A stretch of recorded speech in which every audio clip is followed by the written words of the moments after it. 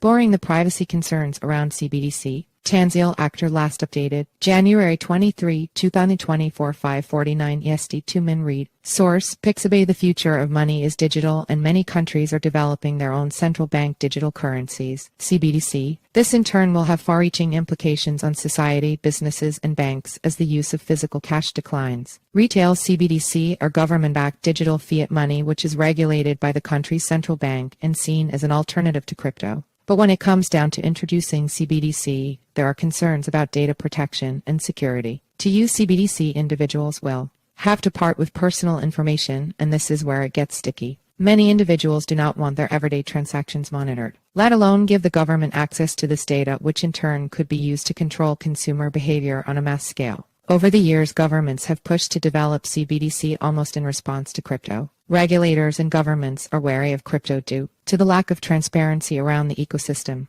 Crypto remains volatile, so is unlikely to be considered a currency despite El Salvador becoming the first country to make Bitcoin legal tender in September 2021. We have yet to see if El Salvador's Bitcoin bet pays off. Donald Trump on CBDC. Most recently, former U.S. President Donald Trump grabbed headlines speaking in Portsmouth, New Hampshire. He defined CBDC as a dangerous threat to freedom. Pro-crypto former presidential candidate Vivek Ramaswamy, who recently dropped out of his campaign, was also present on stage, officially endorsing Trump. Trump has been dismissive about the value of cryptos and central bank digital currencies CBDCs in the past. The 2024 Republican frontrunner has once again promised against the creation of a CBDC to protect Americans from government tyranny, but would introducing CBDC solve any issues? Is there a way around privacy and security concerns? The Bank for International Settlements (BIS) claims there is and released a report in November 2023 on Project Turbulent which explores privacy and security. The BIS claims its findings through Project Turbulent introduce a new privacy paradigm that balances user needs and public policy objectives, payer anonymity. For example, if a consumer pays a merchant using CBDC and does not disclose personal information to anyone, including the merchant, banks, and the central bank. So if the identity of the merchant is disclosed to the merchant's bank as part of the payment but is kept confidential there, the central bank does not see any personal payment data.